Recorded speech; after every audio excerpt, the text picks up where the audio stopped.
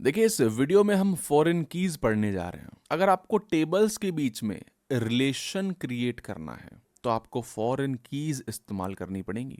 इस लेक्चर में हम देखेंगे कि फॉरेन कीज काम कैसे करती हैं एंड उनकी क्या जरूरत पड़ रही है। सर, मेक श्योर कि आपने प्राइमरी की वाला लेक्चर देखा हो, इसी प्लेलिस्ट में है। चलिए स्टार्ट करते हैं। फॉरेन की कॉलम है एक टेबल में या फिर ग्रुप ऑफ कॉलम्स है जो कि रेफर करती है टू प्राइमरी की इन अनदर टेबल। अब इस रेफर करने का क्या मतलब है? इसका मतलब है कि जो फॉरेन की कॉलम है हमारे टेबल में वो कनेक्शन बनाता है टू प्राइमरी की कॉलम इन अनदर टेबल। इस कनेक्शन से एक रिलेशनशिप बन जाता है बिटवीन दीज टू टेबल्स। जो वैल्यूज फॉरेन की कॉलम्स में है वो मैच करती हैं with the values those in primary की कॉलम्स। इससे एक पेरेंट चाइल्ड रिलेशनशिप बन जाता है। पेरेंट टेबल वो है जिसमें प्राइमरी की होती है जिसको हम रेफर कर रहे हैं, एंड चाइल्ड टेबल वो है जिसमें फॉरेन की है। सुनाती बात। जितनी भी कमांड्स मैं लिख रहा हूँ, ये भी जो मैं लिख रहा हूँ नोट्स, ये सारे आपको डिस्क्रिप्शन में मिल जाएंगे। तो अगर आपके पास कम टाइम है तो आप डायरेक्टली उसको भी देख सकते हो, वीडियो देखने की भी जरूरत नहीं है। बात करते हैं पर्पस ऑफ फॉरेन की। पहला है रेफरेंशियल इंटीग्रिटी। नाम बहुत फैंसी है लेकिन इसका सिंपल सा मतलब है कि relationship between tables remains consistent. जैसे एग्जांपल समझते हैं इसका मतलब क्या है। मान लेते हैं कस्टमर्स टेबल है, उसमें प्राइमरी की है कस्टमर आईडी। ऑर्डर्स टेबल में फॉरेन की है जो कि रेफर करती है to that customer ID in customer table.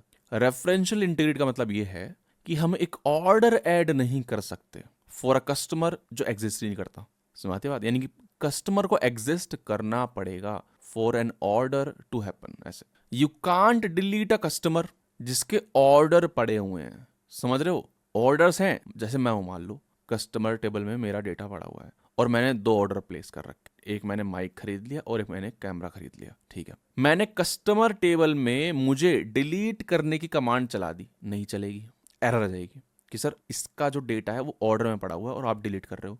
समझ रहे हो बात को? जो ब्रैकेट में लिखा है वो बाद में पढ़ेंगे, बाहर में गया। ओके, तो ये है रेफरेंशियल इंटीग्रिटी। दूसरा पर्पस है डेटा वैलिडेशन। डेटा वैलिडेशन भी सेम ही है कि जब आप मान लो ऑर्डर्स में इंसर्ट कर रहे हैं कोई order with some customer ID, लेकिन वो कस्टमर आईडी एग्जिस्ट ही नहीं करती, तो वैलिडेट हो रही हैं चीजें, वो इंसर्ट नहीं करने देगा। तो हम कह सकते हैं डेटा वैलिडेशन से हम रेफरेंशियल इंटीग्रिटी अचीव कर रहे हैं। समझ रहे हो बात को? या रेफरेंशियल इंटीग्रिटी में और भी चीजें हैं, जैसे मैंने आपको बताया डिलीशन प्रिवेंशन। ओके, देन है structured relationships. Foreign key help करती हैं to define clear and organised relationships in our database, जो कि मिरर करती हैं एक रियल वर्ल्ड रिलेशनशिप से।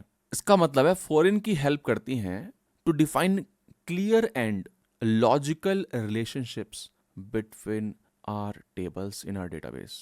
यानी कि आप समझ पाओगे orders is related to customer table. ऐसा नहीं हमने कुछ भी क्रिएट कर दिया, कुछ भी फॉरेन की बना दिया, ऐसा नहीं। कुछ लॉजिकल मीनिंग होता है। रिलेशनशिप्स की ही बात कर लेते हैं। 1-to-1 relation. एक रिकॉर्ड टेबल ए में रिलेट करता है टू एग्जैक्टली एक column in table B. Example बताऊंगा, ठीक है। 1-to-many। एक record in table A can relate to multiple rows, multiple records in table B. many-to-many। multiple records in table A, multiple rows in table A can relate to multiple rows in table B। 1-to-1 का example लेते हैं। यहाँ पर देखिए, एक हम table create कर रहे हैं एम्प्लॉय डिटेल्स, है ना। मैं चलाऊंगा नहीं इसको, एग्जांपल दे रहा हूँ, दैट्स इट। यहाँ पर देखिए एम्प्लॉय आईडी है, पासपोर्ट नंबर है, मैरिटल स्टेटस है कि शादी हो रखी है नहीं हो रखी, आप बताइए कमेंट्स में, एंड इमरजेंसी कॉन्टैक्ट। फिर प्राइमरी की है क्या इसकी? एम्प्लॉय आईडी है, एंड एक फॉरेन की है जो कि है एम्प्लॉयज टेबल में। तो यहाँ पर एम्प्लॉय डिटेल्स में जो एक रो है वो रिलेटेड है to exactly 1 row in that employees table. Okay, तो इसको उठाकर यहाँ पर डाल देते हैं, ठीक है। एम्प्लॉयज टेबल की परिभाषा नहीं लिख रहा मैं, ठीक है, इतना टाइम नहीं अपने पास। 1-to-many का एग्जाम्पल देख, यहाँ पर देखिए, 1 department can have multiple employees. Okay, खास आपके लिए लिख भी देता हूं मैं, multiple employee records, multiple employee records, employee table की multiple rows can reference the same department ID. Okay, many to many का एग्जांपल लेता हूं। यहां देखिए, स्टूडेंट टेबल है एक, first name last name and student ID. Courses है, course का नाम, इंस्ट्रक्टर एंड कोर्स की आईडी, कोई दिक्कत नहीं है सर। अब देखना, एक तीसरा टेबल है एनरोलमेंट्स, एनरोल आईडी है, कोई दिक्कत नहीं है, एंड ग्रेड है, अच्छी बात है। अब देखना, इसके अलावा और सारी चीजें इन दोनों की हैं, ठीक है। स्टूडेंट आईडी यहां से उठा ली, कोर्स आईडी यहां से उठा ली, लिखा भी है। इसमें दो फॉरेन कीज हैं, स्टूडेंट आईडी जो कि इसको रेफर कर रही है एंड कोर्स आईडी जो कि इसको रेफर कर रही है, दो फॉरेन आईडी है। इसको बोलते हैं जंक्शन टेबल, है ना। कुछ नहीं है ऐसा खास। जंक्शन टेबल का मतलब है कि वो टेबल जो कि मैनी टू मैनी रिलेशनशिप में हेल्प करता है। ओके, जंक्शन टेबल बोल दीजिए, ब्रिज टेबल बोल दीजिए, जॉइंट टेबल बोल दीजिए, या फिर एसोसिएटिव टेबल बोल दीजिए। याद करने की कोई जरूरत नहीं है, ठीक है ना। कभी याद करने बैठ जाओ पागलों की तरह। अब देखिए, इस सिनेरियो में each student can enrol in multiple courses and each course can have multiple students enrolled. Simple सी कहानी है। आगे बढ़ते हैं सर, आते हैं वापस फॉरेन कीज पर आते हैं। एक मैं डेटाबेस क्रिएट कर रहा हूं, रैंडम नाम, इसको यूज कर लेते हैं। जस्ट अ रिमाइंडर, सारी कमांड्स डिस्क्रिप्शन में है। एक मैं यहाँ पर डिपार्टमेंट्स टेबल क्रिएट कर रहा हूँ, बहुत अच्छी बात है। डिपार्टमेंट आईडी है, नाम है, लोकेशन है ना, कौन सा फ्लोर है ना, ऐसा कौन सी विंग है, ऐसे। प्राइमरी की क्या है, डिपार्टमेंट आईडी, दैट्स इट। एक टेबल कौन सा होगा, ऑब्वियसली एम्प्लॉइज होगा, एम्प्लॉइज टेबल। प्राइमरी की क्या है, एम्प्लॉय आईडी है, नाम, ईमेल, हायर डेट, फलाना, ये सब तो है ही उसमें। और एक और फील्ड है यहाँ पे डिपार्टमेंट आईडी जो कि फॉरेन की है यहाँ। तो ऐसे क्रिएट करते हैं फॉरेन की को। इसका सिंटैक्स ये है, फॉरेन की लिखते हैं जैसे हम प्राइमरी की लिखते हैं। देन रेफरेंसेस, ये रेफरेंस करती है किसको, डिपार्टमेंट आईडी को, जो कि कहाँ पर है, डिपार्टमेंट्स टेबल में, ऐसे लिखते हैं। ओके, तो एम्प्लॉयज टेबल को भी क्रिएट कर देते हैं। ओके, तो सिंटैक्स मैं यहाँ पर सेपरेटली लिख देता हूँ, फॉरेन की, डिपार्टमेंट आईडी, रेफरेंसेस क्या, पेरेंट टेबल, ये क्या है, पेरेंट टेबल है डिपार्टमेंट्स, और ये क्या है, चाइल्ड टेबल है। खास आपके लिख देता हूँ यहाँ पे हम पेरेंट टेबल क्रिएट कर रहे हैं एंड एम्प्लॉयज क्या है, चाइल्ड टेबल है, ठीक है। ये क्या है, चाइल्ड टेबल है। तो फॉरेन की यहाँ पे क्या आती है, फील्ड। चाइल्ड टेबल में फील्ड का नाम क्या है, डिफरेंट हो सकता है, कोई दिक्कत नहीं है, सही बात है। चाइल्ड टेबल में फील्ड का नाम, यानी कि चाइल्ड टेबल में एम्प्लॉयज के अंदर यही है, इसलिए यहाँ पे हमने लिख दिया। और ये क्या है, पेरेंट टेबल में उस फील्ड का नाम जिसको आप रेफर कर रहे हो, ठीक है। अभी और क्लैरिटी आपको मिल जाएगी जब हम डेटा इसमें इंसर्ट करेंगे। करते हैं सर इंसर्ट। डिपार्टमेंट्स टेबल में मैं चीज़ें इंसर्ट कर रहा हूँ। डिपार्टमेंट आईडी, नाम, लोकेशन। एचआर फ्लोर 1 पे है, मार्केटिंग वाले फ्लोर 2 पे हैं, इंजीनियर हम फ्लोर 3 पे हैं, फाइनेंस वाले भी फ्लोर 1 पे हैं, अच्छी बात है, होंगे भाई। करते हैं रन। डिपार्टमेंट्स इंसर्ट हो गया। अब हम इंसर्ट करते हैं एम्प्लॉइज। देखो कोई दिक्कत वाली बात नहीं है। एम्प्लॉय आईडी है, फर्स्ट नेम है, लास्ट नेम है, ईमेल है, हायर डेट है, सैलरी है, डिपार्टमेंट आईडी है। डिपार्टमेंट आईडी है 1 2 3 4 2 3, कोई दिक्कत नहीं है, सारे यहाँ पर मैच हो रहे हैं चीज़ें। समझ रहे हो बात को। चलाता हूँ मैं इसको, चल गया होगा, ठीक है। अगर मैं करूँ सिलेक्ट स्टार फ्रॉम एम्प्लॉइज, है ना, एम्प्लॉइज की स्पेलिंग एम्प्लॉइज, तो सर सारे जो एम्प्लॉइज हैं वो हमारे आ गए हैं, कोई दिक्कत नहीं हो रही है। मैं करता हूँ ना, एक और एम्प्लॉई इंसर्ट करने की ट्राई करता हूँ, ठीक है। एंड यहाँ पे लिखता हूँ 69 डिपार्टमेंट आईडी। देखते हैं क्या होता है सर।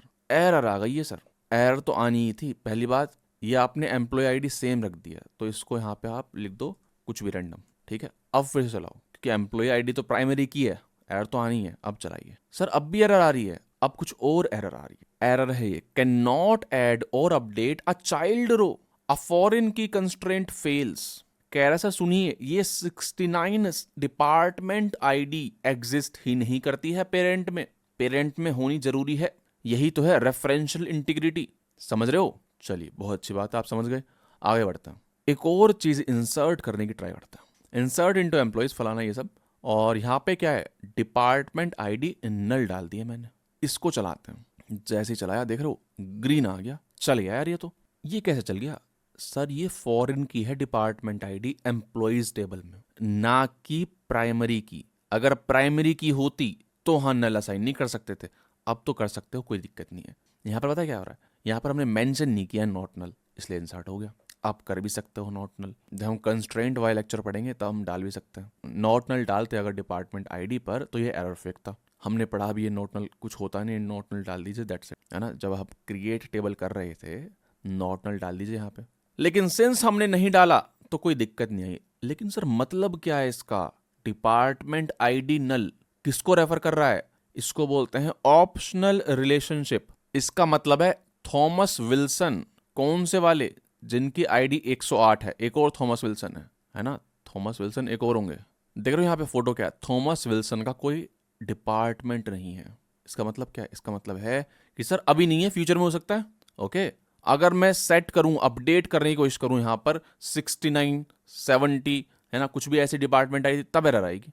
रेफरेंशियल इंटीग्रिटी नल है, चलेगा, कोई दिक्कत नहीं है। इसका मतलब अभी डिपार्टमेंट असाइन नहीं है, बाद में हो जाएगा। यार अभी नया बंदा आया है, आज ही तो है, पानी पी रहा है, खाना खा रहा है, ठीक है, कल असाइन कर देंगे डिपार्टमेंट आईडी, कोई दिक्कत नहीं। ठीक है सर, अच्छी बात है। अब मान लेते हैं एक प्रोजेक्ट्स टेबल है, ठीक है, इसमें प्रोजेक्ट आईडी है, प्रोजेक्ट का नाम है, ठीक है, होना भी चाहिए नाम तो, स्टार्ट डेट एंड डेट, बिल्कुल सही बात है, एक मैनेजर आईडी भी है।